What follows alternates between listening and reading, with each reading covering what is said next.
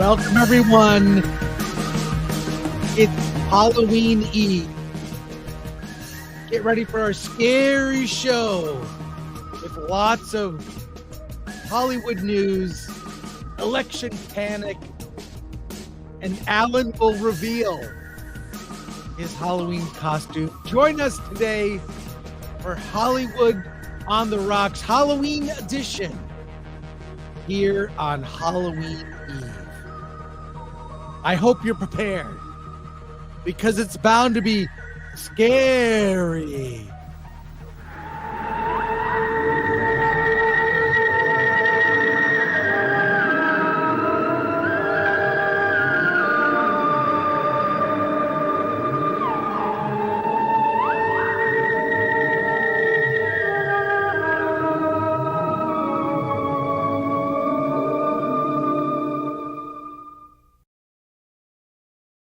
Just when I need him most, he's not here. I don't know what's going on. It's called Do Not Disturb. Yeah. You don't have to see it. Okay. Wait. Not to be confused with Do Not Destroy. Do Not Disturb. Wait, I think is there someone at my door? Hello? Hello? Hello? Hi, I'm Chucky, and I'm your friend to the end. Hello?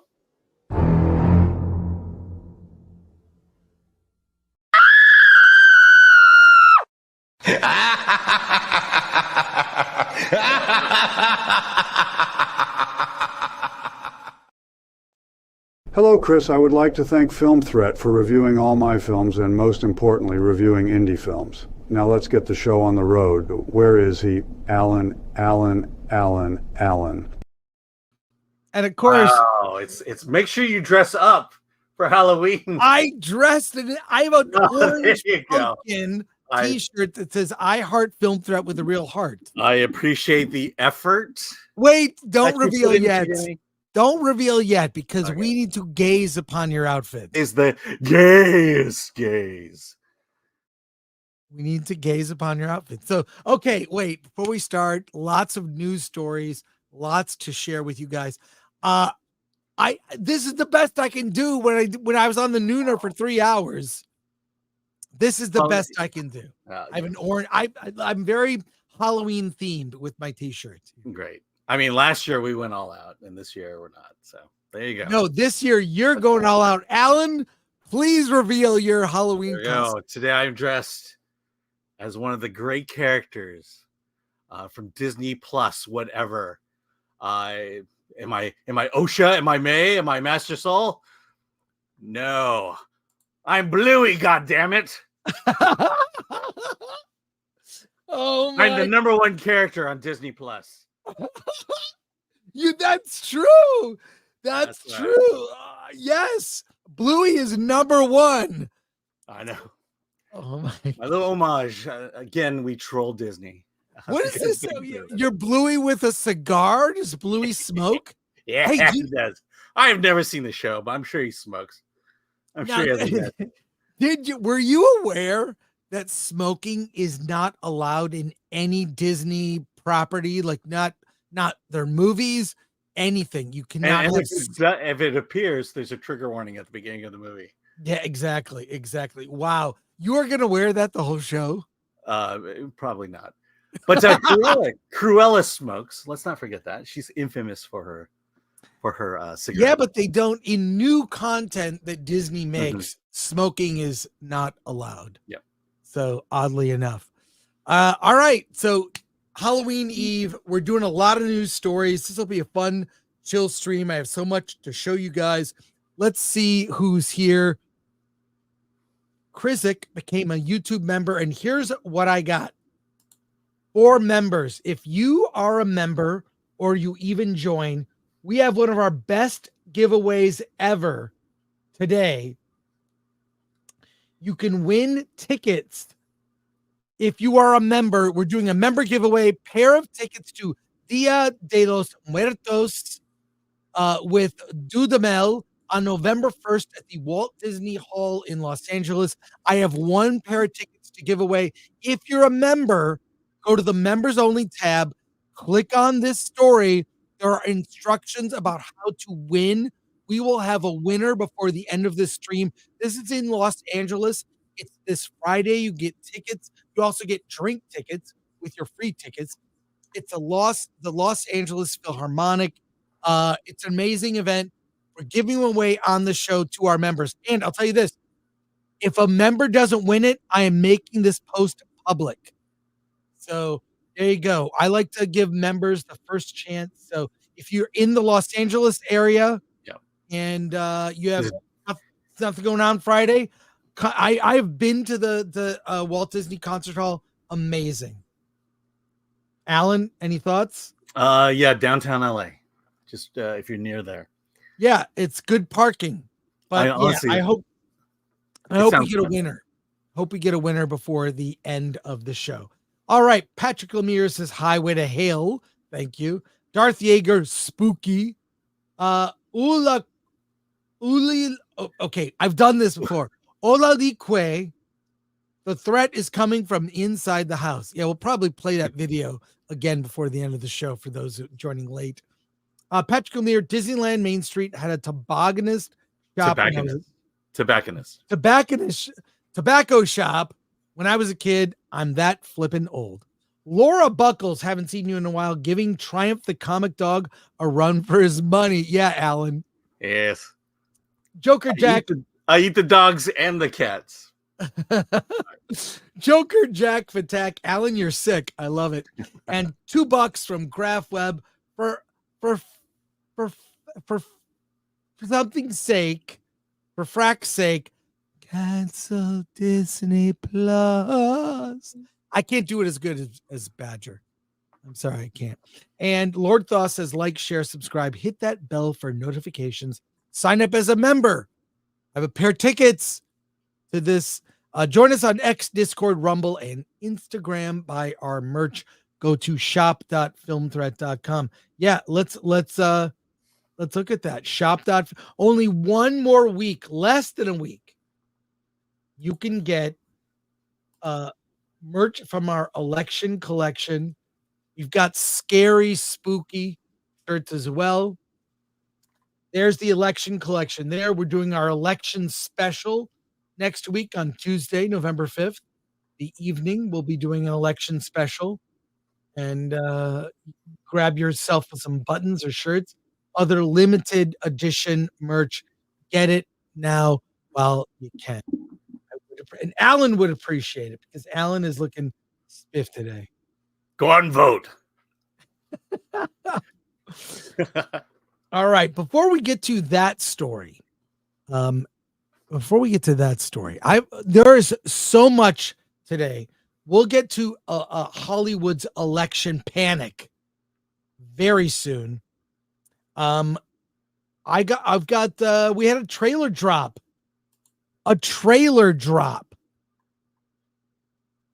The Marvel TV Slate teaser.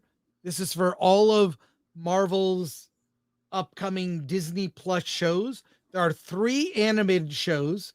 They've announced dates and 3 live action shows. And we got a little tease, a little look at Ironheart, a little look at Daredevil, Born Again. And by the way, the Daredevil stuff that I was teasing, you can see it in this. You see Kingpin and Matt Murdock having a little meeting. So let's take a look. It's short. Okay, so let's just take a quick look at this here. This is from, what channel is this from? Heavy Spoilers. So it's only about 2 minutes. You ready, Alan? Have you seen this yet? I saw bits of it when you guys were talking about it on the Nooner, but okay. Well, here, let's take a look at it here. Here we go. Oh, wait, sorry. Let me start that again. I'm glad they're opening in the TVA, by the way. Yes. The TVA, one of the best ideas for MCU. All right, here we go. It's gonna get good.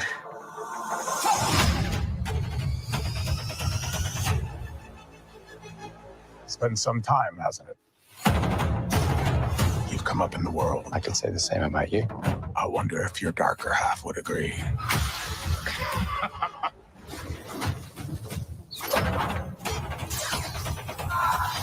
exactly what kind of a lawyer are you? A really good one. Miss me.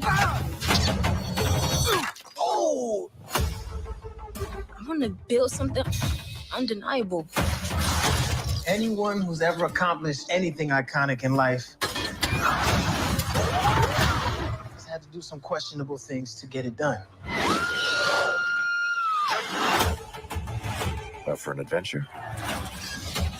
The battle they will sing about for ages.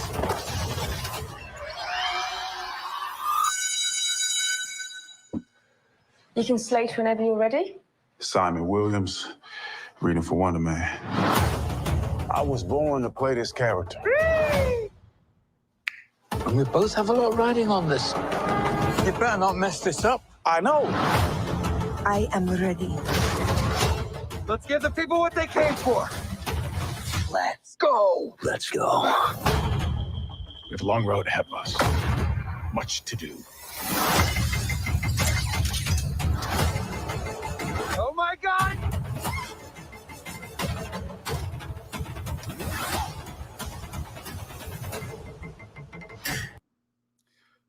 Oh God. So Disney's taking credit for Deadpool and Wolverine. Is that the deal? Oh, you're muted. Hold on. What are your thoughts, Alan? Yeah, like I said, Disney's taking credit for Deadpool and Wolverine. That's the big movie on this. I mean, I think Daredevil has the best buzz going forward. Looking forward to that.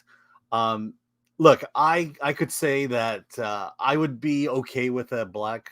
I want to say Scott Williams, but that's not his name.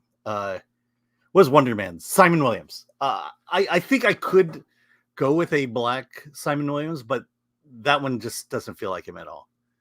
And then you got Nigel by his side because we gotta play that joke out a little bit more. The rest of it, you know, it's a long ways to Fantastic Four. That's all I'll say. Well, these are all Disney Plus shows, except they threw Deadpool and Wolverine on just because it's coming to Disney Plus. Yeah. In November, this is 2025. The Spider-Man thing looked awful, to be honest. Did not wasn't super excited about that. But and Ironheart comes in June, which is Acolyte month. June seems to be the month that Disney dumps its worst thing. I think there might be something to it because Kenobi dropped in June. So did Acolyte, and there must be something where people won't notice because June is, the beginning of summer. People are doing other stuff. They're not watching shows, and they dump their worst thing in June. So Ironheart is coming in June. Marvel Zombies could be fun. What if I love the comic, the cartoon show, not so much, but the Spider-Man thing looked just bad to me. Yeah. Well, the Spider-Man thing, I think, falls in line with all the other Marvel animated series on Disney Plus. It's for kids, and therefore the animation will reflect it. My issue with What If is, it all has to do with the MCU, including the Disney.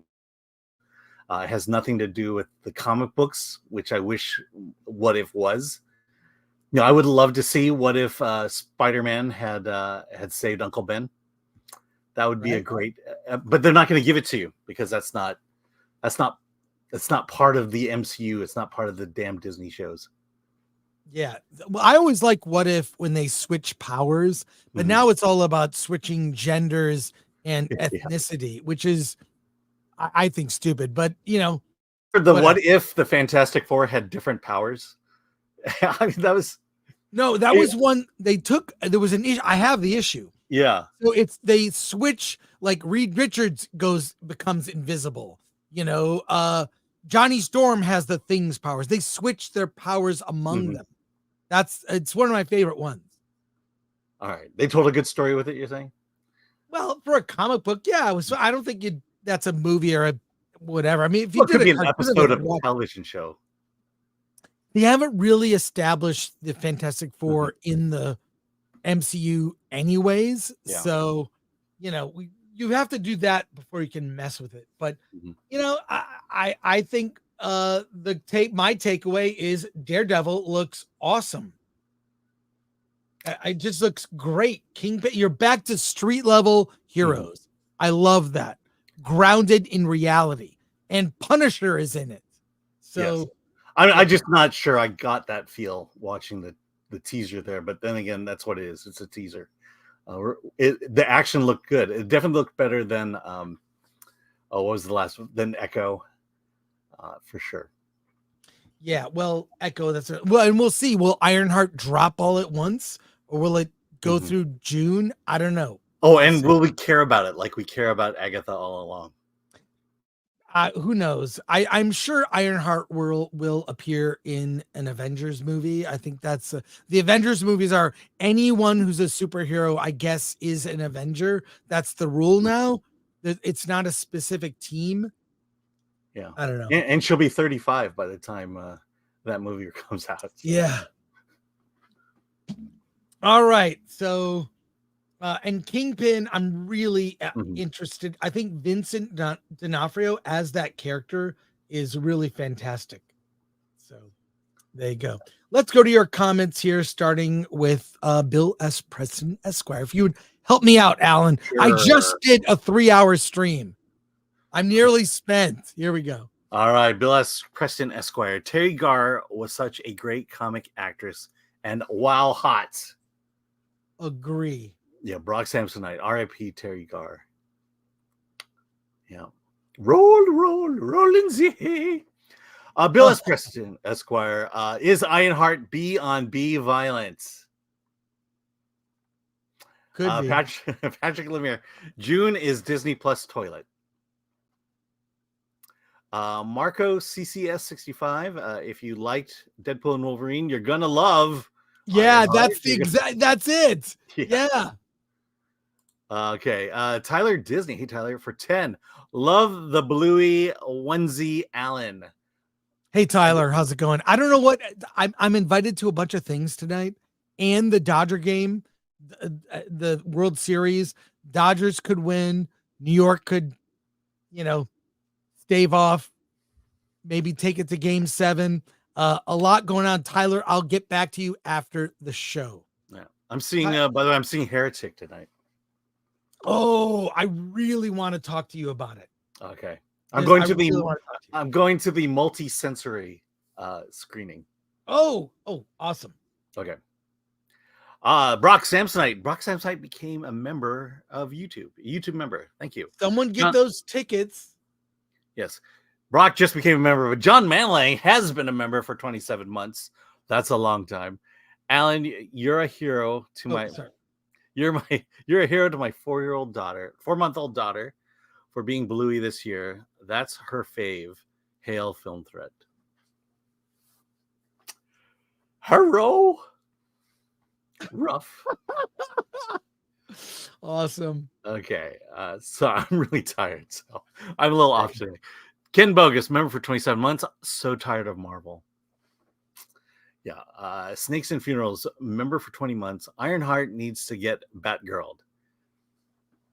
Yeah, remember when we used to be excited for Marvel? Yeah, you're so tired. Alan, I calculated I have been out every night for a month to various events. I saw you on Sunday. We went to the Wallace and Gromit premiere. That was amazing. Then I went to see Heretic. Then the next night, I saw a movie called The Black Box Diaries. That's another story. And yesterday, I saw Amelia Perez. Oh, by the way, no one has claimed these tickets yet. Come on, members. Do we have members who are in LA? Do you want these tickets or not? I'll make this thing public. If no one wants to win these tickets. Anyways. Gosh, did I miss the Amelia Perez screening? Yes, you did. It was last night. I was there. Yeah, I was signed up for it. Great. It was great. Was it great? Okay. Yeah. All right. Fine. Brock Samsonite. Yeah, remember for I'm sorry, I'm so off. Any plans to review HBO's The Franchise? I saw the first episode and it was terrible and not even bad. It was uninteresting. No understanding of these franchises. It was a lot of inside baseball about working on a film set, but it took no pot shots at Marvel or any specific people. It was so uninteresting. That was it. I watched the first episode and that's it. So you got my review right there. Yeah. And no one's talking about it. And no one's talking about it. So what does that tell you? All right. Pilgrim Media for 2. Hail, Mr. Gore, Mr. Ng. Do you like Fandango? I don't use the Fandango app to buy movie tickets, but I do use it to buy movies. When it used to be called Vudu. Oh yeah. That's right. Okay, so I do use Fandango. But yeah, just because we're subscribers to the A-list and the they're the only two places I go see movies. Yeah. And from Patrick Lemire, what if Bob Iger had no powers?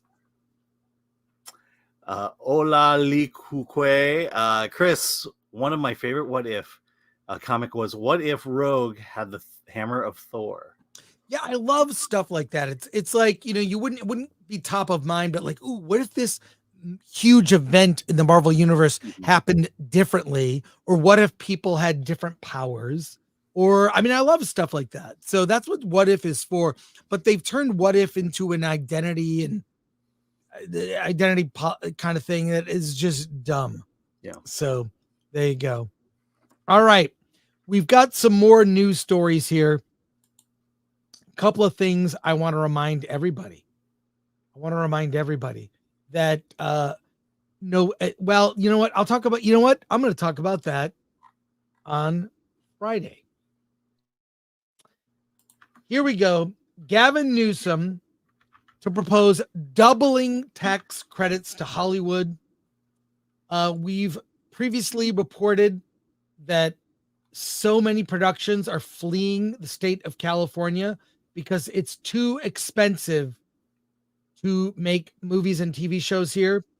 So much so that Gavin Newsom is considering doubling tax credits to Hollywood. The governor wants to increase incentives to film and television to $750 million a year.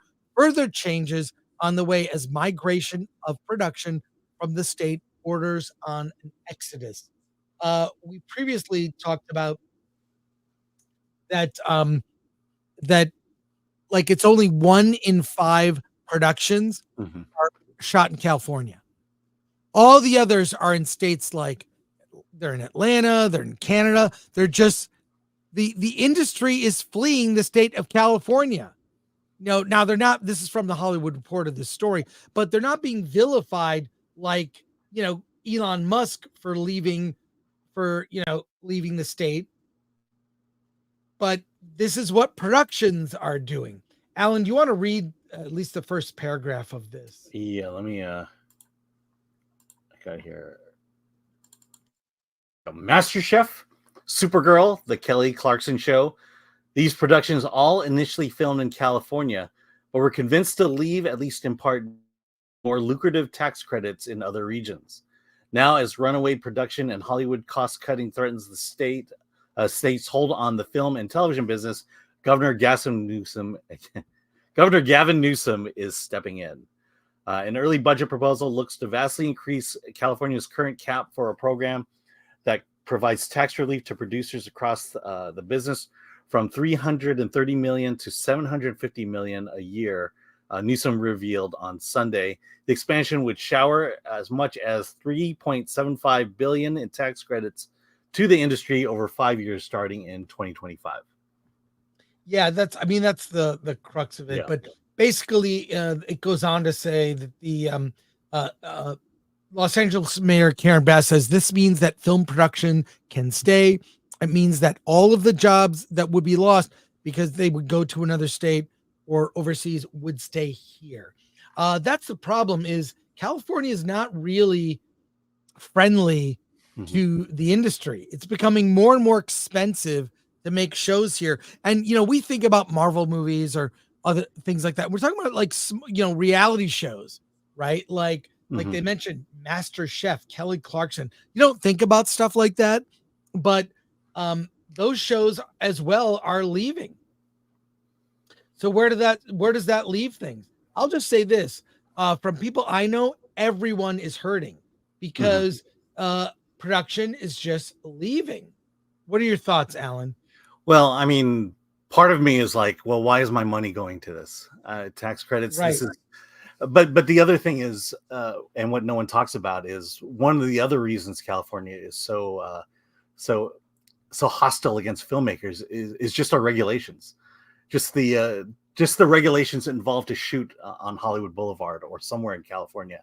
I would say that if you really want to bring people back, make it easier to shoot your film here without needing, to pay so many fees and licenses, as well as, along with other regulations that you have to do in order to get a permit to film a show here or film. Yeah, it's not surprising at all to me that this is happening, but it's the further erosion of Hollywood being the center of the universe for production. I mean, it's really, and I think in the long term, it's probably a good thing that it become democratized. I mean, there's productions in Nashville, Tennessee, Florida, Atlanta is a hub. Yeah. So Hollywood is not the center of the universe or innovation. Yeah. People like we've discussed many times before, Tyler Perry, right? He's got his studio in it's in Atlanta area. So I don't know. Well, it's about competition. Other states can provide you a better service, give you a little bit of money, make it cheaper for you. Competition is good, and if California is going to follow, then good for California. Let's do it. Yep. Let's go to your comments here about this topic. All right, from Simba Leslie Choto for 50. A someone from South Africa. We are on the outside looking in at the election. We are tired of consuming woke material. Yeah, so are we. Well, we will get to the election stuff later in the show. Yeah. I've got a lot to share on that. All right. MK Solid in the 80s, everything was filmed in California. It is really sad. John Thomas, member for 1 month. I used to use Fandango until the app crashed once and held my money for 2 weeks before refunding my money. Customer service were jerks. Let's see. Happy Halloween at Chris and Alan for 2. M gives us 2. Thanks, M. Appreciate that. And DJ 129. London and Canada are in a lot of ways the new Hollywood. That's true. I mean, right now, the Vision series is being shot in London. So there you are. Well, I can tell you, I get that was shot in LA. So, yeah. All right, and this is interesting. Let's talk about this right here. Super burnout. Yes, it's true. There is a super burnout happening as we speak. The industry is, I guess the best way to put it is they're getting tired of superhero movies. From Variety, super burnout with most superhero movies flopping, and Marvel and DC's 2025 slate reverse an unprecedented box office drought. Let me scroll down here and start with right there at the top, Alan. All right. Sony Pictures billed Venom: The Last Dance as the final chapter in Tom Hardy's Alien symbiote buddy comedy franchise. But with its 51 million domestic opening weekend, 44 and 55% lower than the previous 2 installments, the movie also signifies a continued twilight of superhero cinema as the dominant force at the box office. Movies used to be an indispensable revenue driver for the film industry. In 2018, 2019, The average gross for a superhero fair was more than $1 billion. This year, it's half that, even with the world-breaking success of Deadpool and Wolverine. In fact, the Ryan Reynolds Hugh Jackman vehicle is the only comic book movie that could qualify as a hit since Spider-Man Across the Spider-Verse in June 2023. Since then, the genre has suffered extraordinary box office drought. Film after film, from Flash to the Marvels to Madam Web, opened to, at best, a shrug and at worst, outright rejection. Joker Folie à Deux is on track to earn an ignominious distinction of making less than its entire box office run than its predecessor's $248 million global weekend in 2019. Wow. Now, and there's a chart here. Superhero movies average global gross starting in 2000, right here, with 272.5 million, all the way through. Look at this, 2012, 1.1 billion. This is average, right? And 29, look at this, the heyday here, 2016 through 2019, 1.1 billion average gross for superhero movies. 2020 was pandemic. Yeah, the I pandemic. mean, that was the off year, obviously. And now you see, just looking at the chart, it's chopped in half. I think the chart says it all. You know, that's the average grosses. What do you think, Alan? Your thoughts? Well, I said it before. It's not that we're having superhero fatigue for superheroes that are not Spider-Man, Superman, Batman, Iron Man, Captain America, and Thor. Other than that, we're, you know, it's like, you know, when you take all those heroes off the table and give us heroes we don't want, like the Marvels, the Flash, this is the result you get. Yeah, and I think it's, well, partially, like, look, I think event movies will always be big. Avengers, Justice League, Deadpool and Wolverine was, in a sense, an event movie, right? Hugh Jackman as Wolverine in the costume from the comic books was an event. That's how little, I think, giving the people what they want, that's all you have to do. And so with Deadpool and Wolverine, teaming up Deadpool and Wolverine, everyone knew there were going to be a lot of surprise cameos, not a secret. So we got to see, you know, lots of characters on screen together that wouldn't normally be. That was an event. But I think the days of putting out any sort of superhero whatever, like a third Venom movie, that's done. Yeah. Well, that's what they did. They went all in on the word superhero and didn't consider which superheroes were the ones that were going to pay off. I mean, Shang-Chi, the Eternals, Blue Beetle, who knows these outside of hard fans? Because in order to get $1 billion, you have to appeal to everybody in the world. And unfortunately, these heroes don't appeal to everybody in the world. Yeah, I just, again, I think it comes down to the era's now over. And here's the reason it's actually a bad thing. Okay. And the bad thing is this: if a lot of people go to the movies like they did in 2019, you know what they do?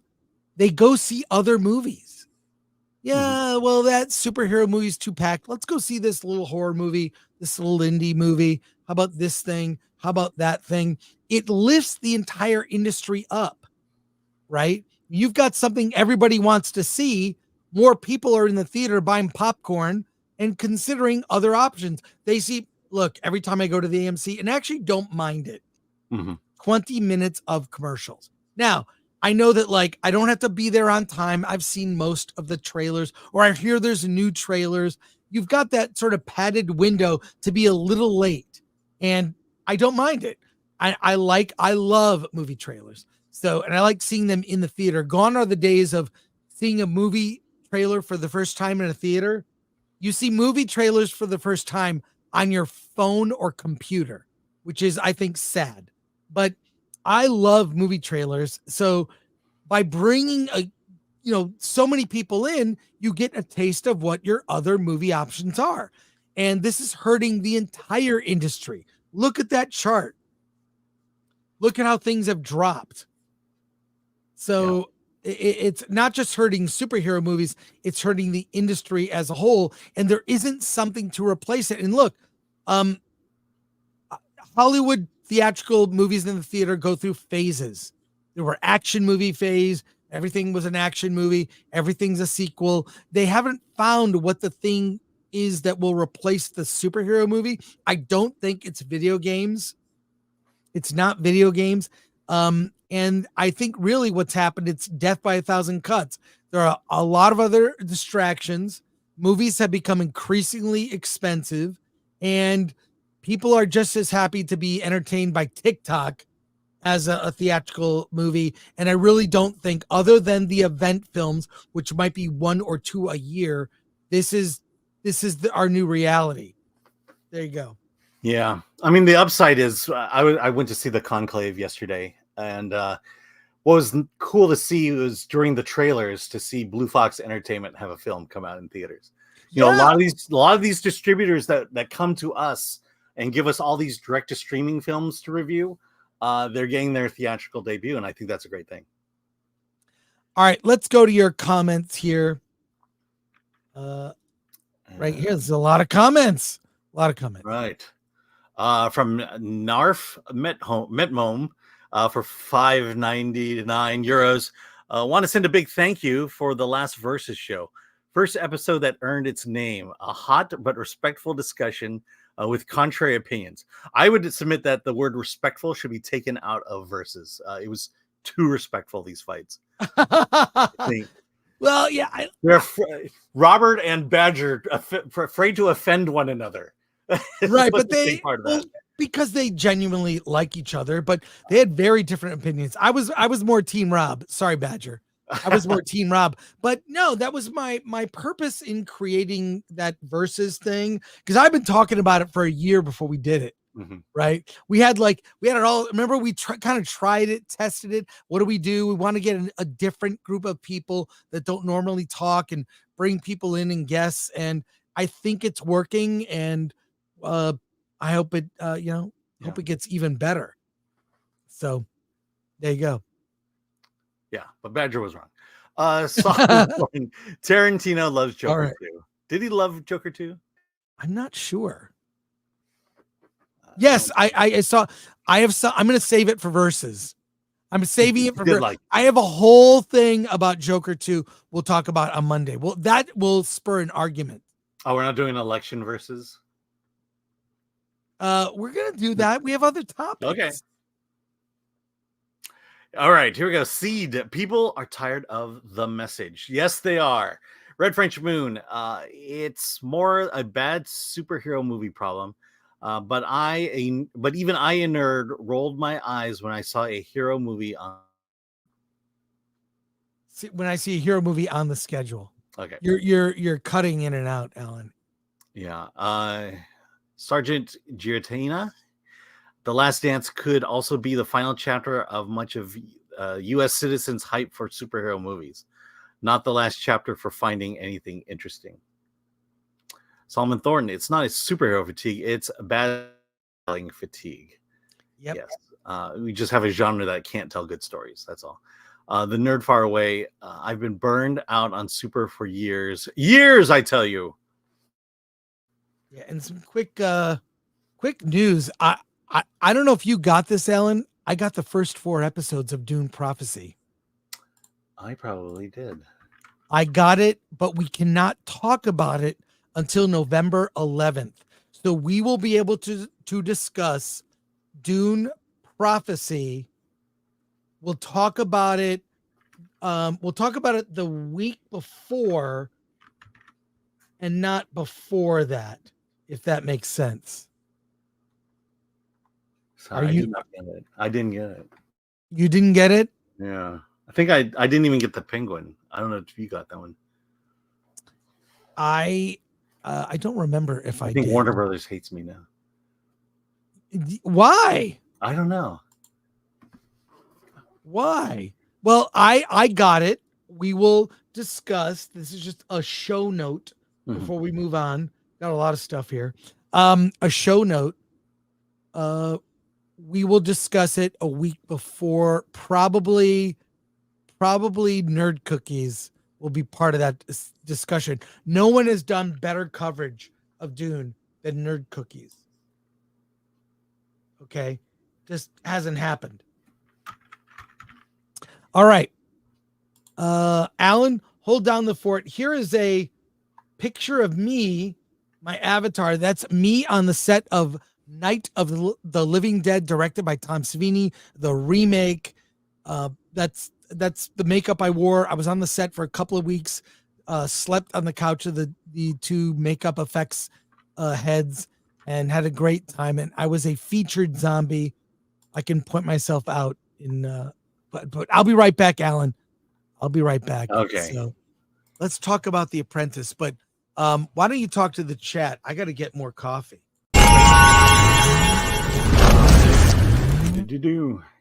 All right, chat. Let's talk. All right. Jeff Romatics for 2. Bring back filming movies in South Carolina. Sure, why not? How about every state? Why doesn't every state get a film? Dark Hero Fan. How can you be mad at Ng for being furry? All right. Calvin Martin. I can't tell the difference between the picture and present Chris. I know. That's kind of a stroke Chris right there. Nongmar, Kidney Time. All right. Alan can say prepare her for our pleasure and also learn how to say Ololi Ukwi. Ololi Ukwi. Okay. I'm starting to see it now for Christmas. I know you haven't been around in a while, so I haven't been practicing your name. Let's see. Atomic Glory, if you could help me grab some more here, or I'm just going to grab whatever. Ninja Vanish. Hi, Alan. Hope you're doing great. Hope your day is going great. I'm just exhausted. I'm reviewing films like nuts right now, and haven't had much of a break recently. Bill S. Preston Esquire. Okay, which Hollywood executive doesn't need their second kidney? I mean, the reality is he's the one. Lost Cause 78. Yo, Alan, are you going dressed up as something this Halloween? Yeah, he is right now. Look, I just want to say, Alan, such a great friend, got me this Venom popcorn bucket, which he's got one too. Way more impressive in person for sure. I mean, this is pretty awesome, I gotta say. Yeah, I think Regal's winning the popcorn bucket race here. Yeah, the popcorn bucket wars, what that was turned into. I'm looking forward to the Gladiator 2 bucket. Seriously. Is it someone's heart? And no. Yeah. All right. And then no, I actually, since my kid is too old to trick or treat, I just stopped altogether. We don't even try anymore. Yeah. Gotcha. All right. Couple other things here. What do? You going through comments? No, I was looking for my pumpkin. I grew it. Yeah, right there. This is my pumpkin. I just grew that. We're backyard. All right. Okay, we've got a couple more news stories before we get to our main topic. It's called Do Not Disturb. Yeah. You don't have to see it. Okay. Wait. Not to be confused with Do Not Destroy. Do Not Disturb. Wait, I think is there someone at my door? Hello? Hello? Hello? Hi, I'm Chucky, and I'm your friend to the end. Hello?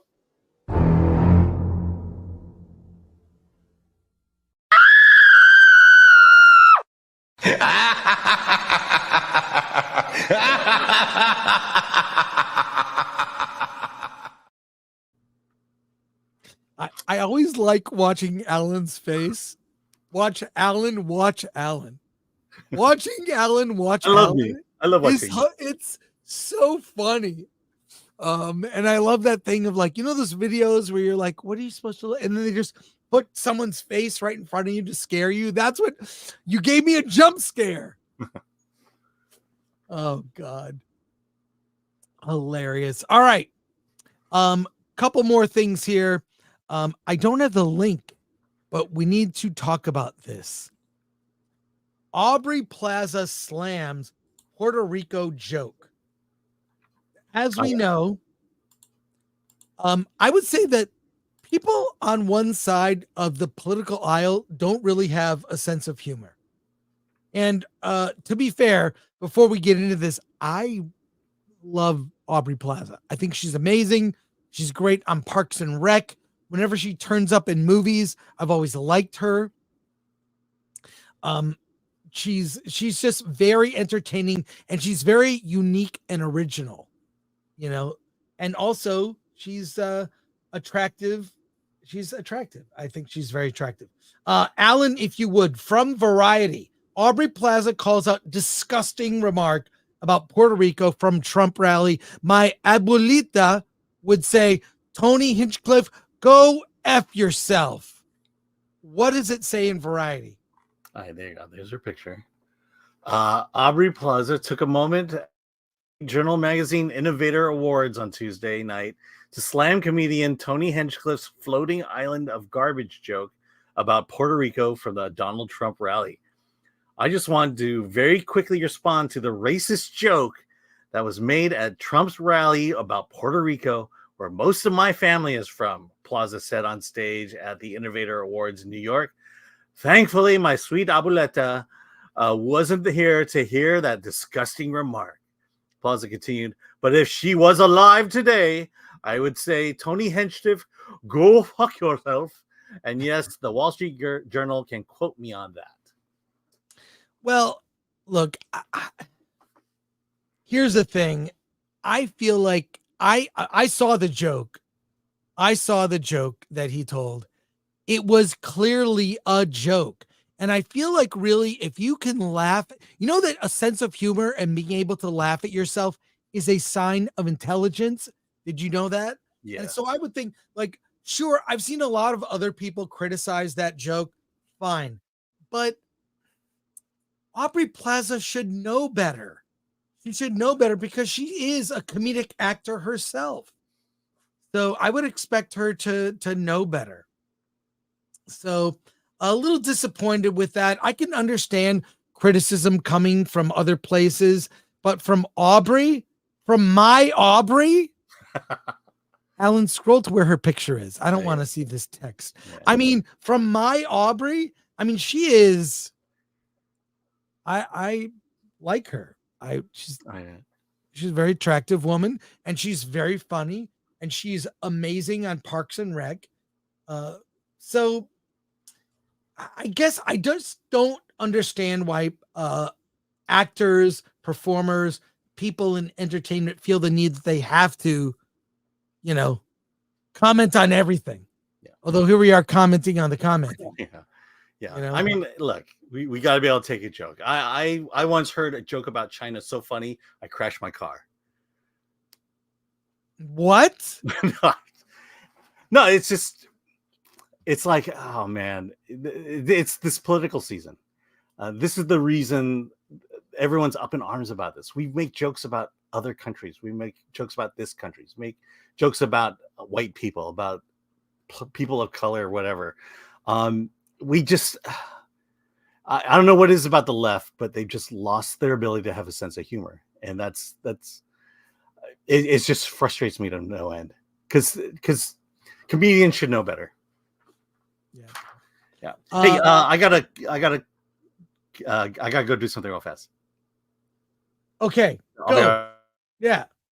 I will go to your comments. How about that? Lord comment for 2 women right SCG. Women right. Well, yeah.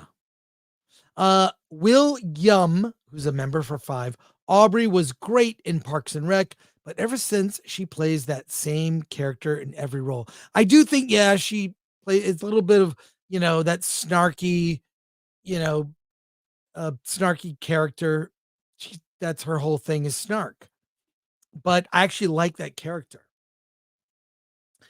Wesley 1924 for 2. Sounds like Aubrey Plaza's abuelita was an unsufferable CUNT. There, I said it.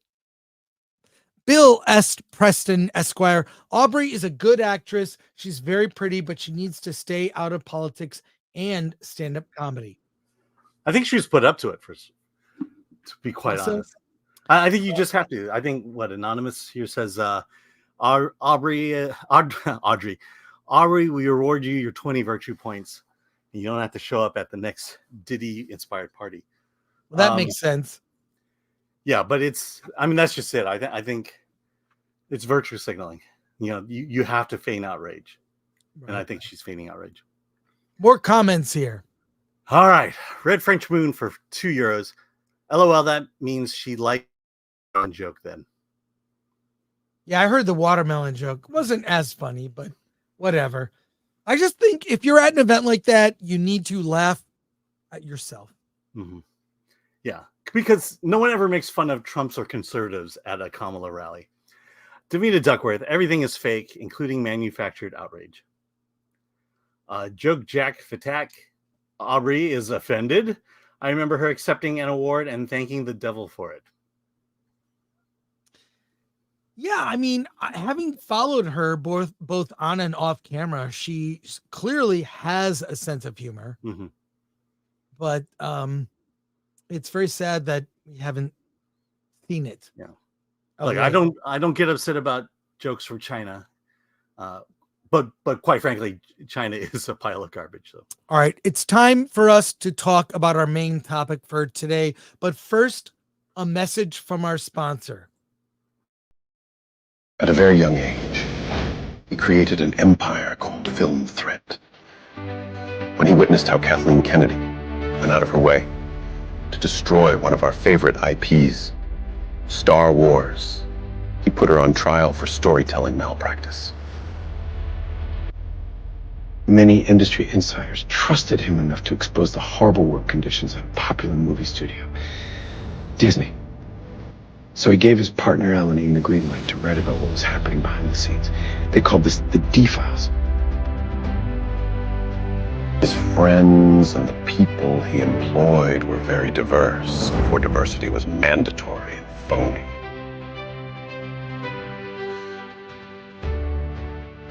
I am Gina Carano, and I approve this message.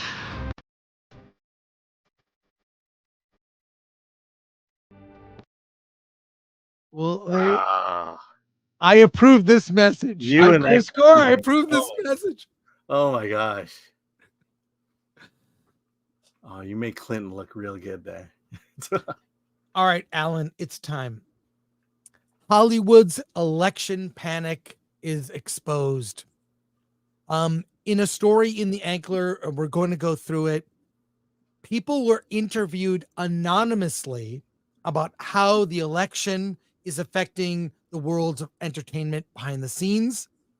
The Ankler is a newsletter in Hollywood that has a good reputation of being, it's very credible. They get people to speak off the record and on the record about what's really happening in Hollywood. You know, we read stories from the trades all the time, like Variety, The Reporter, Deadline.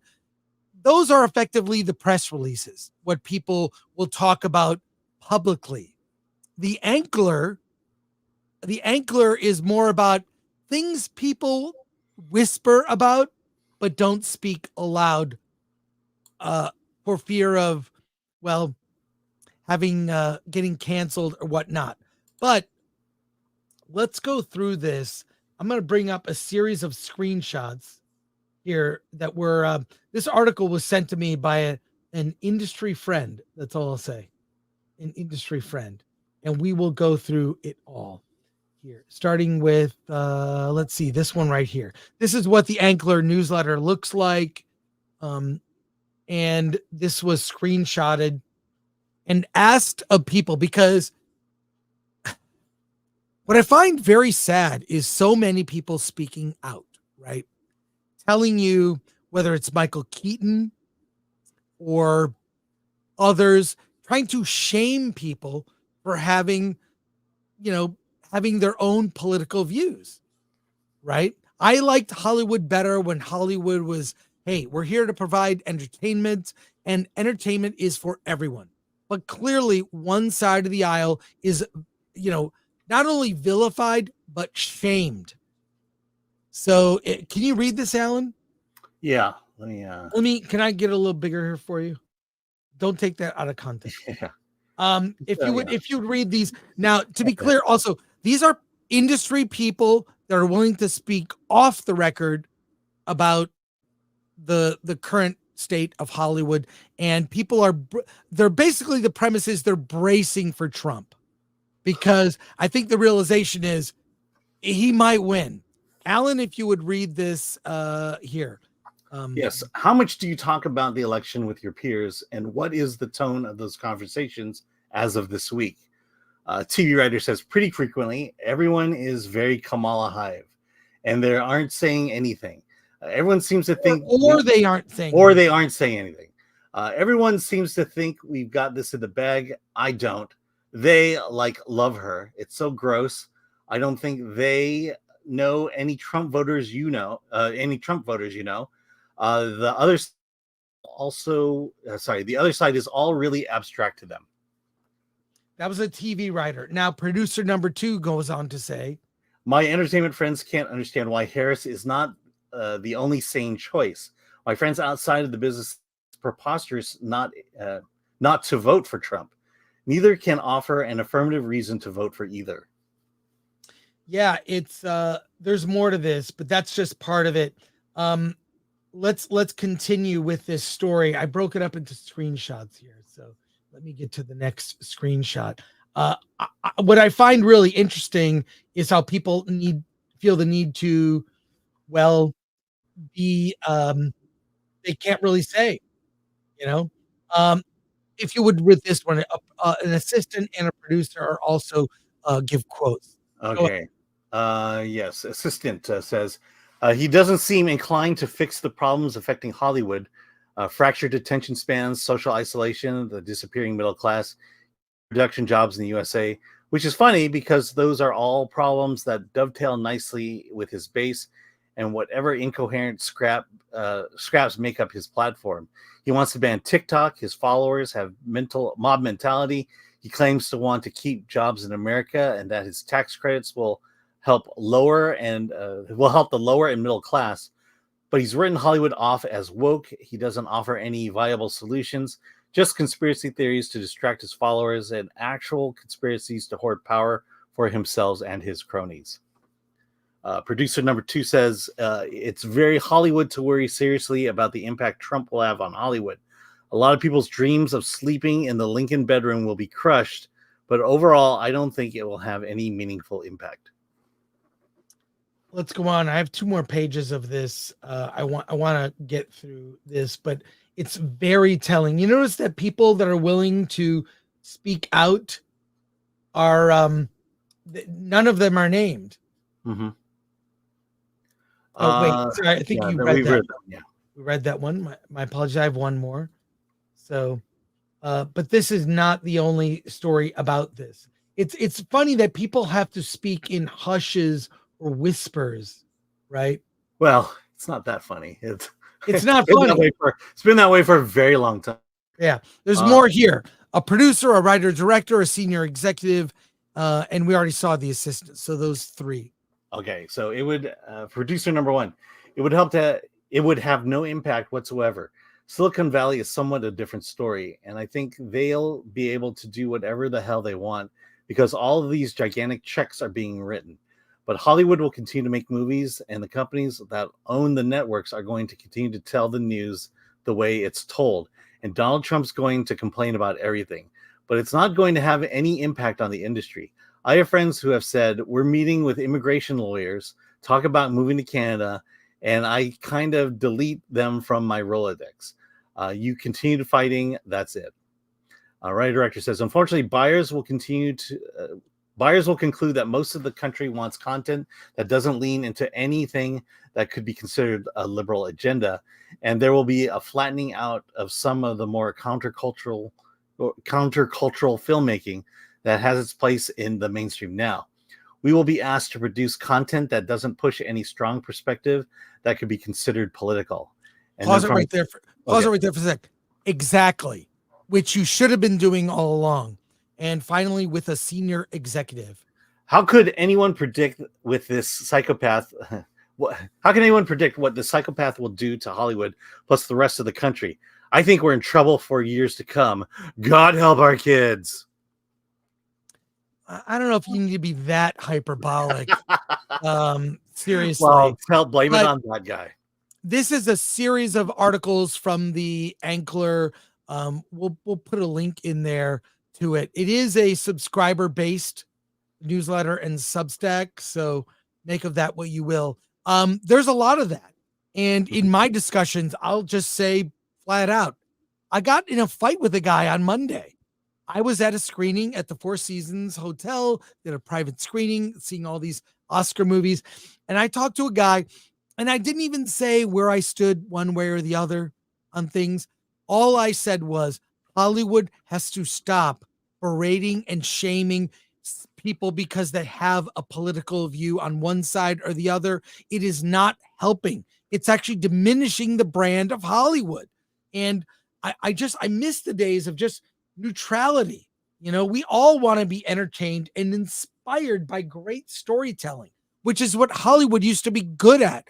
And other countries, whether it's Korea or India, have proven they're better at telling inspiring stories that appeal across not just, political spectrum, but globally with different types of people. RRR, one of my favorite movies from a few years ago, I raved about it. That movie taps into something that affects us all. It's romantic, it's funny, it's about standing up for what you believe in. But what's weird about that movie is how psychotic it is, because one could argue this is very anti-colonial film, but it's also a very pro-gun movie, because the way the problems can be solved is we just had guns. So but it's also more about sort of a fairy tale version of real events that happened in India during the British colonization at the time. But look, back to this. The fact that other countries are better at making Hollywood movies than Hollywood tells you something. And Hollywood seems to only be good at pushing division. You read all this stuff, Alan. Mm-hmm. And so, look, I just was not shy with this person I got in a fight with. It was respectful. It wasn't a fight. But I'll say that people circle you, and but you can feel the tension. All I'm saying is, why are you trying to shame the people who would buy or pay money for your stuff? It's awful. Alan, your thoughts? Yeah.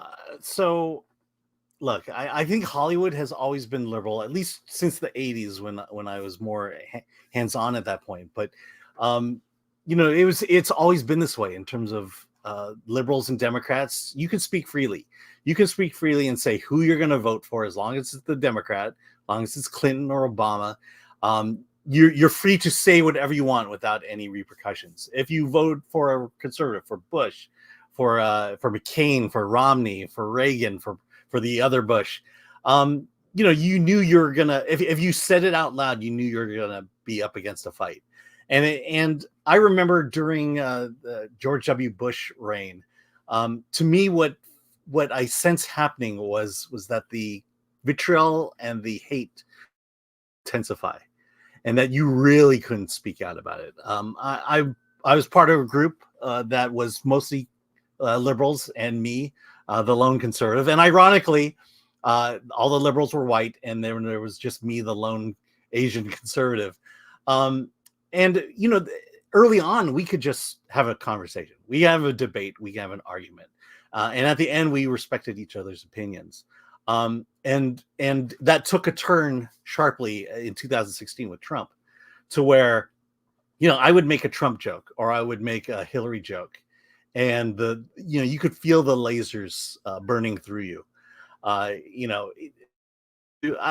could make political jokes on stage, and it's like, nope, can't do that anymore. People are just super hypersensitive about this, and to the point now where it's you say Trump and you think Hitler, and that's this is to the point that it's gotten this far. to where we are unfriending people. We won't talk to people, or let's put it this way, where people unfriend you and won't talk to you anymore, and has a completely different opinion about you just because you won't vote for their candidate, says that things have gotten worse and not gotten better.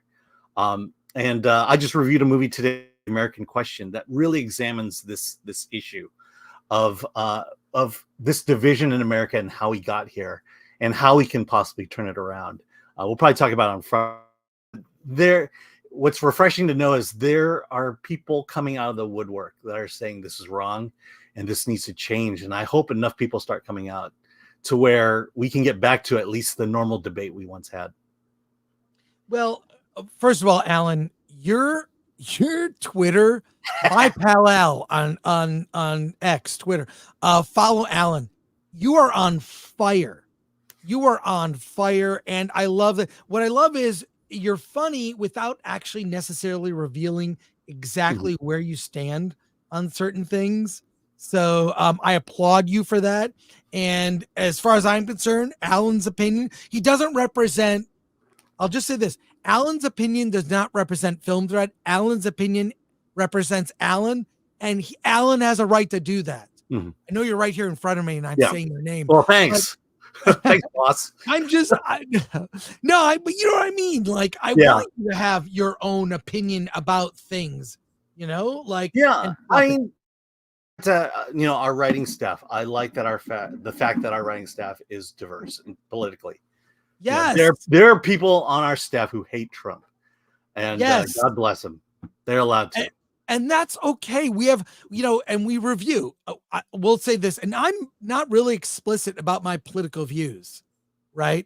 I have traditionally been more of a centrist. I vote on policy, not on personality. So I have voted across the aisle many times. So and I have never. I have never in my life. And I'll say this election, I don't know. I'm so undecided. We'll see. I mean, it comes down to, I'm just going to look at the closing arguments, as they say. We'll talk about it next week on our election stream. But in fact, quick reminder, on Tuesday, November 5th, join us in the evening for an election special. Alan and I will be covering the election. We'll look at memes, videos. We'll report results. We'll have breaking news. Some of your favorite streamers from Versus, among other shows. Who knows? Other people will be joining us. Surprise guests. I have such a huge surprise guest. If it happens, it will actually make news. It will make news. If this person, who I, fingers crossed, shows up, it'll be big news, but join us for that. I'll just say that Hollywood has made less money based on taking a stand and vilifying, quote, you could say garbage people. Our current president has said that, garbage people. I saw the quote. This is unwise. This is unwise. It's affected the industry. And it's sad to see. Any final thoughts? We're going to go to your comments. Yeah, I mean, you just mentioned it there. If you're going to make content for half of the country, you're not going to make enough money. And look, as much as liberal as Hollywood has always been, at least it was broad enough to allow conservatives and liberals in to watch the film. Conservatives may not agree with the viewpoint of the film, but it in a way that sparked a conversation and wasn't just a straight out Trump is racist joke, which is what to me is the downfall of late night television, because every joke every night was some form of Trump is a racist.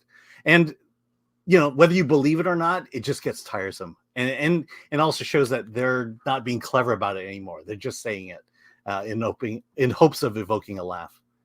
And it's hyperbolic. The hyperbole, after a while, I go, I can't take you seriously. It's the boy who cried wolf, or the boy who cried rhymes with Pitler. Yeah. It's like,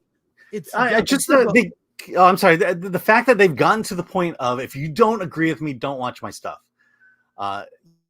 we've gotten to that point because they would never have said that out loud, and now they're saying it out loud, and now they're paying for it because they realize there's just not enough of them to not watch their show. So it's their own doing, and hopefully that pendulum is swinging back.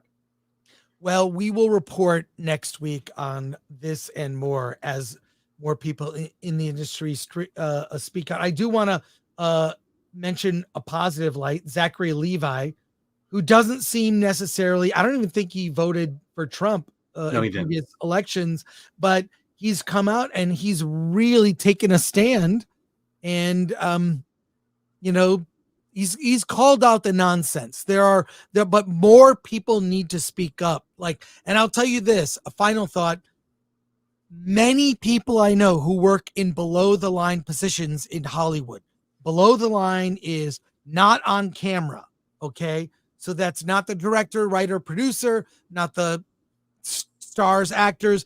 It's below the line. And that's a lot of people. They have different political views. Mm-hmm. And so many have reached out to myself. I'm sure they have to you, Alan. And so they've spoken to me in public. They run into me and they say, it's rough. And just wish people were just not like this. So, and kudos to you, Alan, for keeping that costume on the whole time. So the kids love Bluey. Let's go to your comments here. We'll start with the supers that came in. We thank you for that. All right. From Lord Comet for 2. I'm more worried about the after election insanity. Yeah, Lord Comment, I can see that. And we promise you on Tuesday, we will not end the stream until there is a president called. Okay. Daniel S. for 499. Kamala is unqualified order and Trump is an animals. We have no choice. Stop the Simu hate, Alan. Wait, Simu hate. Yeah, to going after a fine couple who are just trying to make boba great again. TWB for 5. Conservatives spend money too. Yes, they do. Yeah.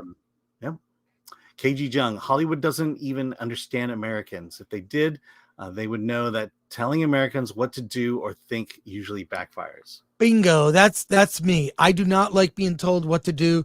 I don't like being told how to think or what to think. Mm-hmm. I come to conclusions myself, always have. I'm Gen X, question authority. Mm-hmm. That's my default setting. Yep. From Film Threat. Oh, this is from last week. Switzerland Play, IT, for $1. Can X-Ray Girl's dad shout out Timothy Tinkleff? Hey, Timothy Tinkleff. Shout out. Carl says Alan's now an Asian furry conservative. Yeah. It's a diverse party. AD Ellis for 24. Was it a dance fight? Yeah, did you guys dance fight? It wasn't a dance fight, but it was very heated. Got heated. And I don't look. Was there screaming involved? There was no screaming. Okay. But I'm tired of this attitude. And even what's weird is when people talk in the industry, they assume you think a certain way. Yeah. And they would assume that this party you're attending is only for liberals. Well, I'm saying if you look a certain way, they assume you think a certain way, and that is not the case. It should never be. That's basically prejudice. Lord Comment, I'm pro boobs. That's it. Well, I agree. I'm on that ticket. Yeah, the true unity party ticket. Yep. Davina Duckworth, in an era when conservatives or traditional values are counterculture. Yeah, it's weird. It's like punk rock. Yeah, wait, I'll be right back. Okay, here we go. I'll be right back. Dark Hero fan, I talked to fellow industry people. There are an incredible amount of Harris supporters, but I've seen a lot of supporters as well. I've actually seen pro-Trump displays around Burbank. Yeah, in 8 years, I've finally seen a Trump sign in California. Amazing. From AD Alice, Zachary Levi is the rare millennial beacon of light in Hollywood. Yeah, I would point you to his Piers Morgan appearance. He gets pretty in depth as to why he did what he did and understanding the consequences of his actions. That what kind of effect that would have on his career. But as he says, at some point you just have to speak out and say what you feel. Anonymous, last person I will listen to is an adult presenter on world events and pop politics. Yeah. Let's see. Red French Moon. LOL. That assistant must be fun to work with. Yeah. Okay. And here we go. J for 5. I know it's only 5, but put it toward a new chair, Alan. Yours is ripped. Great show. Yeah. Was it? It's the cat. Let's just say I let the cat in the room, and the cat has destroyed my chair. Thanks, Jay. And yes, it was kidney time again, Atarius. And CD Stein 69. Alan, are you dressed as Brewy or Bluey? Just asking, JK, you're a good dude. It's Brewy. Hold on. There we go. I'm eating the cats. I'm eating the dogs. Film thread. Shumani Tatanka Awachi for 2. Have a grateful Halloween, everyone. I probably said that Asian name in the most Asian way I could think of. Yeah. Do you get through them all? I think you got through them all. I believe Did you get this one? Yes. Zachary Levi. Yeah. Thank you. Who knew? Who knew? Yeah. We have more topics here. So let's go to this one. I gotta set it up. Is the gays. Why do you always say that? Cannot believe Used to be you always saying that. Yeah. Yeah. Lord Comment. Oh, sure. He can pronounce that name, but butchers mine. Why is there 2 T's at the end? That's all I'm saying. Is that Alan Alda? No. Hey, what are you doing? What? Trying to set something up. Yeah. Something's going on my mouse here. Okay, try it. It's all good, man. It's all good. Okay. Something went on with my mouse. All right. This was sent in to a watcher of the channel, a frequent watcher who sends things my way. And I don't know if this person wants me to reveal who they are, so I won't say anything right now. But this is a really interesting piece of audio that was from a convention. It's Harlan Ellison, and Harlan Ellison is a hero of mine. He wrote one of the greatest episodes of the Star Trek original series, City on the Edge of Forever. And he's been an outspoken voice in the world of science fiction and conventions. He's just, I've always admired him. And I got to meet him when I moved to Los Angeles in the early 90s. I got to go to Harlan Ellison's house. But he's a guy that would tell it like it is. If YouTube was around, he would be here saying crazy stuff. He's passed away, but he wrote some amazing sci-fi novels and short stories, and not just in the realm of sci-fi. And he famously, Harlan Ellison hated the word sci-fi. He said it sounded like 2 crickets having sex, sci-fi. So he did not like the term. He always said science fiction. So he's been around for a long time. And this audio, I believe this was from Reddit or whatever. It's, wait, I uploaded it here. Where is it? It's right here. Here it is. It's about a 2-minute audio of Harlan at a convention. And he's very outspoken. He tells you his actual thoughts about Star Wars. Now I can pause this. It's about a 2-minute audio clip. I think it's fun. It's fun to visit this now as we're talking about the demise of Star Wars. This is Harlan Ellison speaking at a convention with all kinds of genre fans at the height of Star Wars fever, offering his thoughts on Star Wars. Here it is. I love driving you crazy. I love it. You're so easy to put on, the whole lot of you. I mean, you're really incredible. College students think they're so hip. It's marvelous. Oh, you know, if I really wanted to drive you fuckers crazy, it would take me about like 13 seconds, because as long as I attack the administration and the military-industrial complex and old folks and your parents and right-wingers and Republicans, you love it. The minute I start telling you what assholes you are, you get cranky, man. This is the kind of guy he was. He did not mince words or hold back, okay? That's just the tee up to what he says about Star Wars. Let's listen. Oh, you want to see me lose half the audience right now? Star Wars is the stupidest piece of shit ever.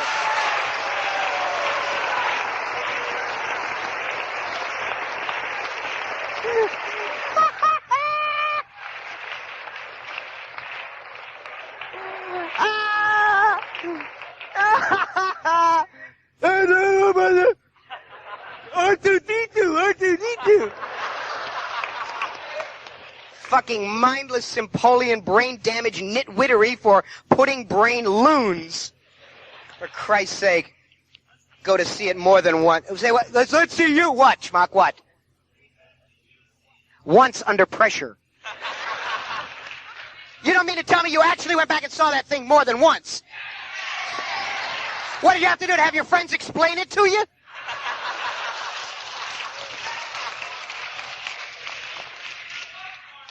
You're just, well, you can read my books more than once. They're literate, for Christ's sake.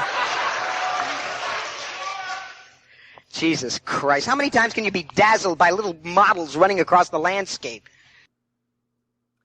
So, hey, it was radical to say back then, but he really was predicting the future. And also, think about if sci-fi had gone to just, I mean, it's all about the tech and the this and the, he's right, spaceships and whatnot. What if it was smarter? I mean, to me, this is why I am a big, you can tell me to whatever. I love Dune. I think it's a much smarter version of what Star Wars is. And I think Star Wars took a turn when Jedi came out. It could have gone a more adult path. It is for kids. Yes, we're still talking about it, but this man, Harlan Ellison, an author I have loved for years. Look up the story, The Man with the Glass Hand. I actually have a comic version of it. He has written, his stuff is so smart, so beyond, was so great and of its time. And hear him say that makes me think. I mean, you know, he said a lot of crazy stuff. Alan, what are your thoughts? Oh man, so this is the first time I'm hearing it, so I'm processing it a little bit. But one of the things comes to that I thought about while listening to it was, I think I've always felt and still feel today that science fiction is very is highly intellectual, which sometimes classes me out of it. Meaning, you know, I avoid things because maybe it's too much of a thinker, and maybe it's just too much to go through, and maybe you just want the comic book strip, you know, action films of the 20s in Star Wars, and maybe I just want to have a little bit of thought, a little bit of ideas behind the force, but ultimately I want an adventure, and you know, hearing Harlan Ellison talk, he's very much. You know, he comes off as kind of a bit pretentious, a bit elitist, and falls into that intellectual category that just kind of looks down upon the rest of us. Maybe that's not what you were hoping I would say about this, but that's kind of the feeling I'm getting listening to it. It's okay. Ian Rowan is the guy who sent me this audio and was hoping I would play it on the show. We might play it again on Versus. Mm-hmm. Because I want to get to continue that Badger RMB debate, and I want to play this for both of them, and then get their reaction. Mm-hmm. So we'll play it again on Monday. But I want to put this out there to show that, like, look, people did not. The majority of people loved Star Wars when it came out, but there were people who are more serious minded in the realm of sci-fi at conventions that called it out for the childlike fairy tale that it was, which it still is. I still think it's enduring and whatnot, but it wasn't all love. Yeah. Let's go to I'll just say, let's put it this way. When I saw Star Wars for the first time at 10 years old, I don't think 10-year-old me would be a reader of Harlan Ellison. He's not really, more like teenager or college is what Harlan Ellison. That's when I got into him. Actually, it was college. I would read a lot of his stuff. Yeah. Let's go to your comments here. Lulu the Duck for 5 Australian. In the selection, people will be voting for Harris as a vote against Trump, not because they like her. Well, there you go. And I'm with her. Is that going to be her catchphrase or what is it? I'm with not her. Trump. Honestly, that's what Hillary ran off of. I'm not Trump of Harris. Right. Harris 24. What's right? Keep in mind, he was saying this about good Star Wars. Imagine his reaction if he watched Disney Star Wars. Oh, he would hate it without question. Yes. Kronos Godwisen. Ebert said something along the lines of Chewbacca being the dumbest character ever. Let's see. ADL is 24. Alan, you're an intelligent man. Don't sell yourself short. That's what I'm saying. Is I'm a 10-year-old kid when Star Wars came out, when I first saw it. No, I wasn't reading Harlan Ellison. I wasn't even thinking about wanting to read Harlan Ellison at that point. Bill S. Preston, Esquire. I love the old trilogy. The original. Okay. I love the original trilogy. Even Return of the Jedi. And I love Harlan's work. Not everything has to be super serious. Not everything has to be a big message. Sometimes it can be more lowbrow and fun. Well, I agree. Okay. We've got some more topics. I like these chill streams. Yeah. You should wear costumes on every show, Alan. Nope. Come on, man. Come on, man. So watching Star Trek as a kid, that is the gayest gays. Yeah. No, I was just saying, even as a kid watching Star Trek, it felt very highly intellectual to me compared to what I normally considered sci-fi fare at that time. Now, quick reminder. It is on November 3rd, Godzilla Day. That's right, Godzilla Day. They've got merch on their website celebrating 70 years of Godzilla. I subscribe to I'm not trying to sell this. I'm just making you aware of Godzilla Day. This is the 70th anniversary of Godzilla. I guess this sale starts in 4 days, but I am a huge Godzilla fan. I didn't mean to show, actually. I don't know why. I just got this link here, but I wanted to say I'm a fan of Godzilla. Got a little Godzilla figure right here, and I'm excited for Godzilla Day. So share your love on November 3rd, which that's it's Sunday actually. So there you go. I will be celebrating in some form or another. And this is just your quick reminder that there is Godzilla Day. And there you are. All right. The reactions are rolling in. Alan, you have a link. Let's talk about, we have talked about Wicked quite a bit. You and I both fans of the musical. I unabashedly a fan of the musical. I love it. And the film is now beginning to screen. Neither you or I has seen it. Yes. But the first Wonder why. The first reactions are in, but I'll say this. The entire thing has been, has been diminished by that poster controversy from Cynthia Erivo as Elphaba. She talked about how she did not take kindly to the poster being altered so her eyes could not be seen. And I figured out, I have not seen the movie, but I've seen the trailer, and I am not looking forward to this incarnation. The play I've seen 4 times and loved it every single time. Love the play. But I finally figured out why something that just doesn't It just feels off. And I think it is the casting of Cynthia Erivo, which I think is miscast. You know who she reminds? Let's be clear: the person, not the identity. Yes, the person. Yes, she reminds me of someone, and when I say it, you cannot unsee it. She reminds me of Joy Reid.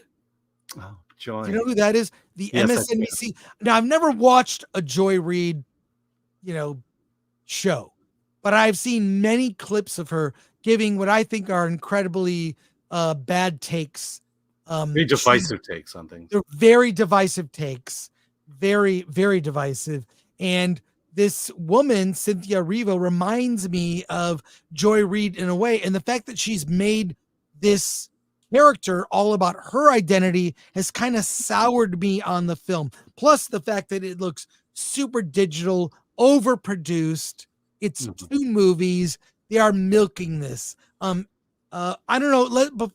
Before we get into the first reactions, Alan, if you would, Sorry, I'm just reading all the green cat comments in the chat. Okay, so we've talked about it. So a screening had gone out. You and I was not invited to the screening, but when I read this article, you will see a lot of our friends in this article. So here we go. Wicked perfectly captures the magic. In first reactions, praising Ariana Grande, Cynthia Erivo. The film, part 1 of 2 in John M. Chu's film adaptation of the Broadway banger. Wicked is about to be popular. First reactions to director John M. Chu's film adaptation of the Broadway musical on Wednesday saw audiences raving about performances from Ariana Grande and Cynthia Erivo, while also praising the movie's production quality.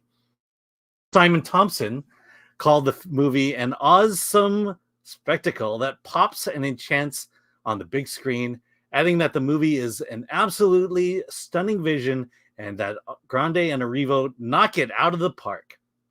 Wicked will be the first of 2 Chu's films adapting the hit musical. Part 2 will be set for Thanksgiving in 2025. The show originally... Okay, so that goes in the history of it. On X, formerly Twitter, original Broadway Galinda Chenoweth wrote that audiences will all be changed for good upon the film's release, adding that she's counting down the days. Wicked is a cinematic spectacle that serves as one of the very best big screen adaptations of Broadway musical ever, Scott Menzel wrote in X. John M. Chu perfectly captures the magic of the Broadway show while adding some of his own unique flourishes to the source material. Ariana Grande and Cynthia Erivo completely knock it out of the park as Elphaba and Galinda. John Bailey is also quite phenomenal in the film. Wicked lives up to the hype and often succeeds at and there's one scene that fans of the Broadway show will absolutely lose their minds over. Wicked is hands down one of those films. One of the year's best films. I also know Scott Menzel. Yes. We know a lot of these people. You and I were not invited. Now, I'll say this. Real quick, my opinion on this has been soured by Cynthia Erivo's, her lashing out. It really has been soured. I was looking forward to this until I saw the trailer. And then I saw the second trailer. Then I saw the Lego trailer. Then I saw Cynthia Erivo lashing out. And I'm not, look, my mind could be changed. And I will. Look, if I love the movie, I'm going to tell you I love the movie. And Alan loves musicals. He's very theatrical. I love this musical. I love the music. I've seen it 3 times. Same. So what's your reaction to the reaction? Okay, so I'll react to the article specifically in a moment, but what stuck out to me with this article was a tactic that has been employed recently, and that is to have a screening, fill it up with critics who I assume the studio knew or figured out that they would like this movie, and only invite those. And then you show them the screening. They go out and do their social impressions, and an article like this is written. So this is, I believe Disney has done this as well where they'll take their premiere, they'll invite all these super hardcore Disney influencers and critics, show them the movies for one reason only, and that's to get this movie at 100% on Rotten before everyone else sees it. Right. Because they are getting ahead of us. Because I think they know that this movie's in trouble and that this movie is going to get specific comments. And therefore, by getting the critics that they know will like this film, getting them out ahead of us, then that basically puts them at first move. And then when we come in and say the obvious about the film, that's when the conflict and the clash on social media will begin. All right. Your thoughts? I agree with you. I'll just say we'll go to comments in a sec, but I just you're right. They get ahead of it, and they almost it's almost like, I don't want to say the words election interference, but that's what it is. They interfere so that the initial score is super high. Mm-hmm. It will reduce as more reviews come in. Yeah. Rings of Power did it. The Acolyte did it. Agatha All Along did it. It's just you load it with the fans and sycophants of that property, and then when the real reviews come in, it just creates this kind of battle that no one really wants to have. We just want to have a normal conversation about this, and we can't have that. Let's go to your comments. Okay, the other thing I wanted to show was let's see. So they interviewed Kristen Chenoweth. Oh yeah, here we go. So she wrote, "Our audiences all be changed for the good."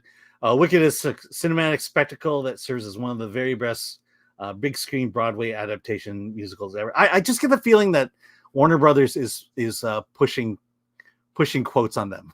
They're not pushing us. They're not pushing. You and I were not part of this group. We were not part of the early group that got to see it, and make of that what you will. Right. These things are being said. Awesome spectacle.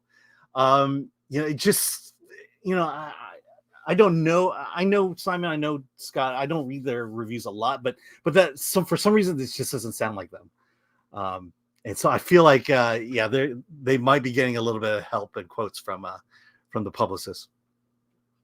Let's go to your comments now here. Okay. Jackson Cagle for 2. Godzilla month. Hell yeah. Thank you for that. Nerd Far Away. I couldn't care less about Wicked. I'd rather watch Toilet. Yay. Brock Samsonite. Did you get the Godzilla shoes in yet, Chris? Can we see them, please? And thank you. I did order them. I have not received them. They were too expensive. And if I'm not into it, I'm going to turn them around and sell it immediately. But I will show them. I will show them on the stream. Yeah, in fact, Chris will be doing an unboxing for members only on the. Oh yeah, I will. On YouTube. I've posted so many videos lately on our members only. Alan, did you post all your videos from AFI Fest? I'm trying to. I'm. I know you're busy. I know you're busy. Yeah, I know. We got to mix some money here. It's all Angry good, Shellback. Seen the musical with a girlfriend. Fell asleep. What's it about? It's a prequel to The Wizard of Oz. Yeah. Patrick Lemire. When an actress has aggressive, angry face, piercings, prepare angry BS. Joker Jack Fatak. I liked Wicked. I wanted to see the movie until Cynthia started whining and wanting to be seen. Now I don't want to see her. That reminds me, John Campea did a video on that, and he is dead on with his take on it. What did he say? Okay, in a nutshell, he basically says Steve-O has taken a character that people have loved and watched for decades, that this is their character, and she has said, the character is now mine. It's all mine, and you're going to like what character with your favorite character. He's not wrong. I mean, of all the times you could say John Campea just nailed it perfectly, that's the moment. The Garth Knight returns. Jazz hands originated with Alan before he was born. That's powerful. He's that powerful. He's that power. Okay. Ololiukui. Okay. Getting words out first makes criticism seem reactionary. Yep. Ivan Avila, is this the gayest Oz ever made? Yes. I don't know. I'm pretty sure there have been gayer Oz's in the history of Oz. There you go. Right. And that's crazy. That about wraps it up. We went through all the topics. You answered all the questions, Alan. Yay. Alan, you answered all the questions. Yay. Oh my God. There's 2024. Oh my God. Yeah, well, that will we got through all of the, I don't know. I like the Halloween.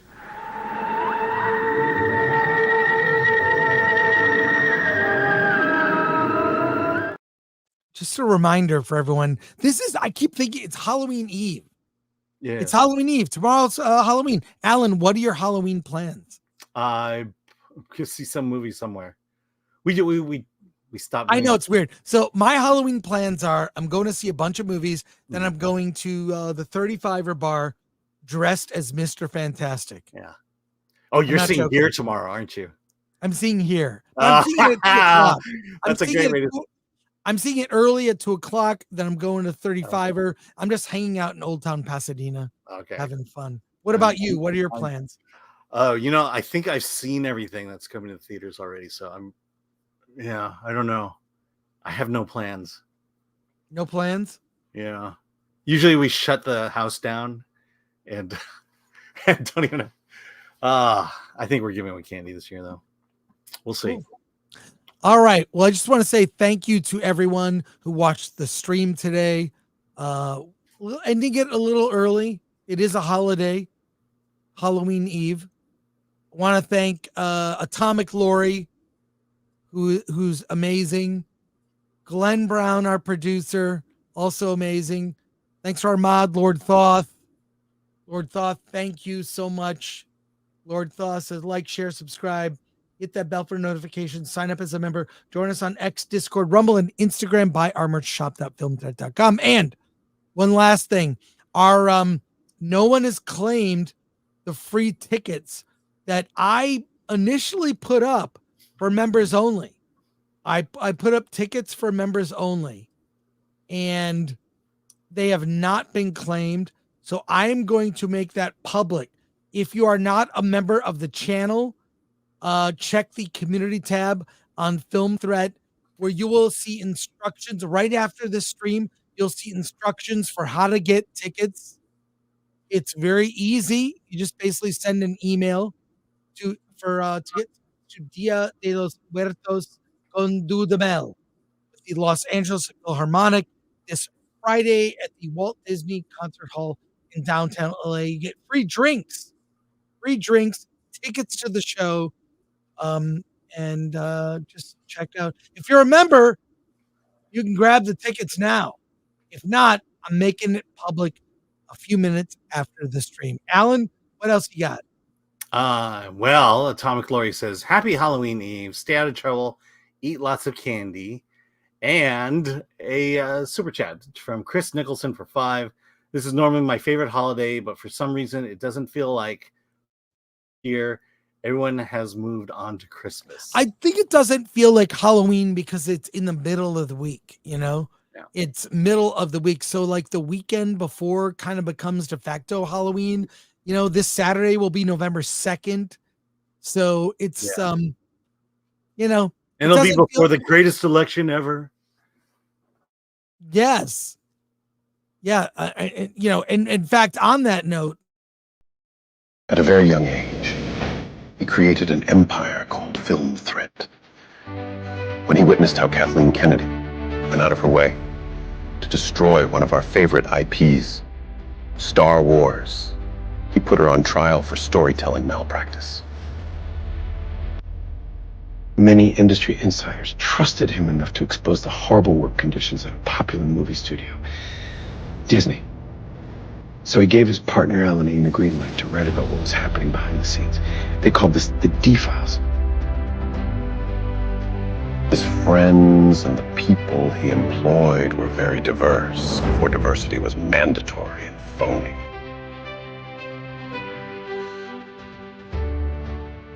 I'm Gina Carano, and I approve this message.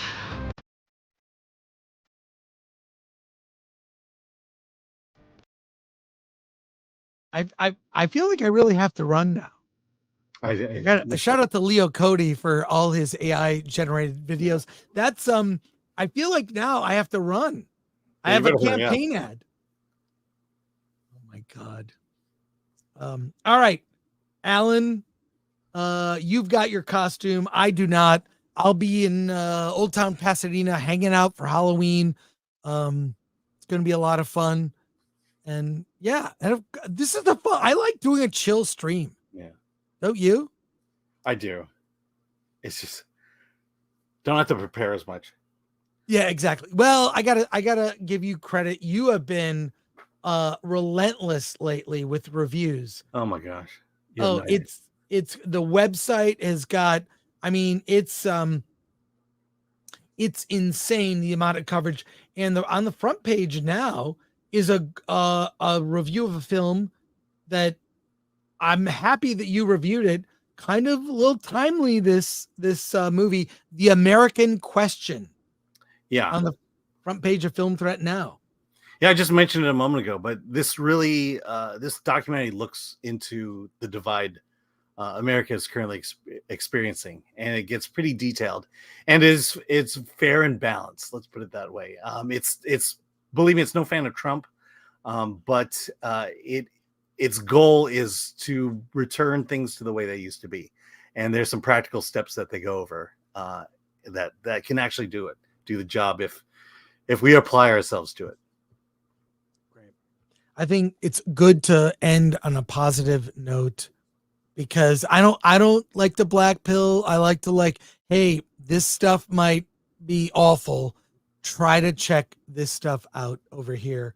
It's worth seeing. Right. So there you go. And we'll talk about, Friday is a full review show. We do have an interview at the end of the show, but we are reviewing 8 movies that Alan and I have seen recently, including Here with Tom Hanks, including, what else are we reviewing? Conclave, Heretic. It's going to be very busy Friday for us. Yes. Trying to see what's on here. Yeah. Yep. We'll talk about it. We'll talk about it Friday. Thank you, everyone who sent in a super chat. Thank you for your comments. We love talking to you 3 times a week. And it's just a lot of fun. And our election special, don't forget about that. Alan? Let's get out of here.